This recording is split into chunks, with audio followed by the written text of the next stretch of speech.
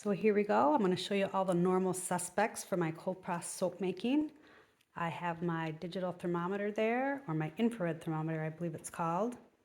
My hard oil butters and oils are in this picture.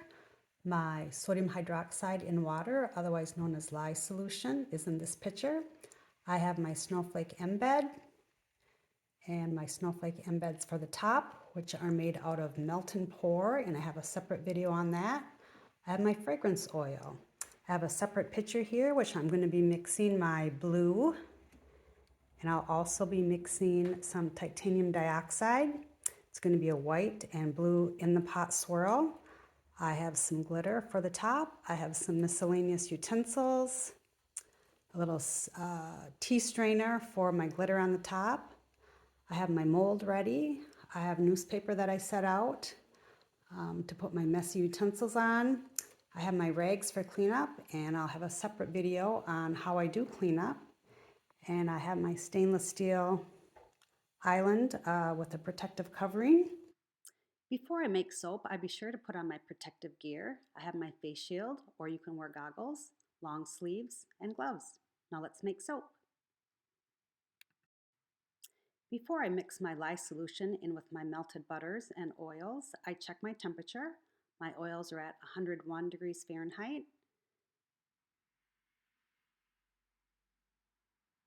And my lye solution is at 107 degrees Fahrenheit. I'm fine to soap in these temperatures. Some soapers soap at a higher temperature and some at a lower temperature. I slowly pour in the lye solution, breaking the fall a bit with my spatula so as not to incorporate a lot of air, creating air bubbles. Give that a quick little stir. And at this time, I realized that my cordless stick blender had a dead battery, so I pulled it to the other counter and used my plug-in stick blender. And now I add my fragrance oil and give that a good stir. And at this time, I noticed there were some black bits in my batter, and I remembered that the last time I used this stick blender, I made my Wisconsin black ice soap, in which I used activated charcoal. And there must have been a little bit of black residue on my stick blender. So I quickly grabbed a sieve and strained some of that out. I realized it wasn't doing a good job like this, so I took it and I poured it off into a separate pitcher. I've learned in making soap that it's best to be calm and just think of your options when things don't turn out right. But I believe I managed to get it all. Here I'm adding some titanium dioxide, which is going to make the batter in this bowl a nice white color. And then to this pitcher, I'm adding my blue mica powder and giving that a good stir.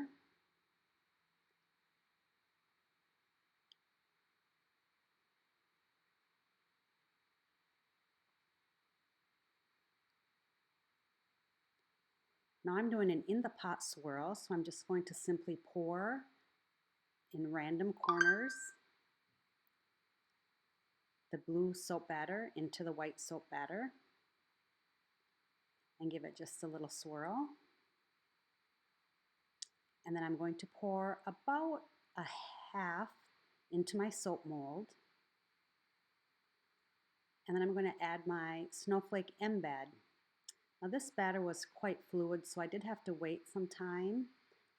So I knew that my soap embed was going to go in the mold and not completely sink to the bottom. Once I have my embed in there, then I simply pour the rest of my soap batter over the top, nice and evenly.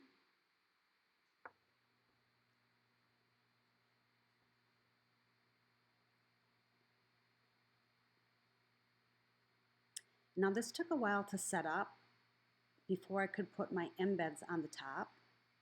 I didn't get footage of that. It actually was probably 20 minutes before it set up enough. So I did do a little bit of cleaning. And when I clean, I just simply take some towels and I wipe down my utensils and I wipe down my bowls because I have a septic system and I don't think I should be putting these oils and butters down my drain. So I simply wipe everything out the best I can. And in a couple days, when this is cured and it's turned to soap, at that point I feel it's safe to go ahead and wash and put it down my drain. As you can see here, I just simply leave things in the sink for a couple days after I've made soap and then go ahead and wash things up. Here's the finished soap as I just got it in the mold. I have the embeds on top and a little bit of sparkly glitter. And this is 24 hours later. You do need to let soap cure for about 24 hours before you can go ahead and cut it. And I like the way this one turned out. Nice and white, blue, the snowflake embeds on top, a little glittery on top to drive that glittery snow theme home. And I'm a small batch soap cutter, so I just have a soap cutter that cuts individual bars. It seems to work fine for me at this time. And as you can see, there's a snowflake embed and another glimpse of the top.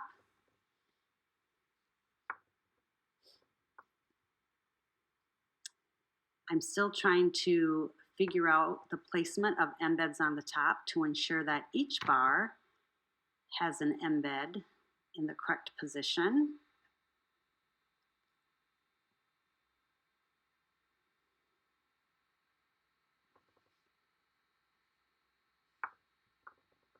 I did get 7 bars out of this loaf. I typically get 10, but there again, the placement of some of my embeds wasn't spot on, so they were a little less than perfect, but nonetheless, they're a wonderful bar of soap. The fragrance smells amazing. And I do bevel my edges. I simply take a vegetable peeler and I make just small little shavings along each edge. And I feel it just gives a nice finished look to the bar. And it rolls around in the hand a little smoother so you don't have that jagged edge. Now these will go on the curing rack for 4 to 6 weeks. The soap is perfectly fine to use at this time. It's safe, but you really need to cure for 4 to 6 weeks for the longevity of the bar. Thank you so much for watching and spending time with me today. If you enjoyed this video, please like and subscribe to Bloom and Bliss for videos every week, and I'll see you in the next one.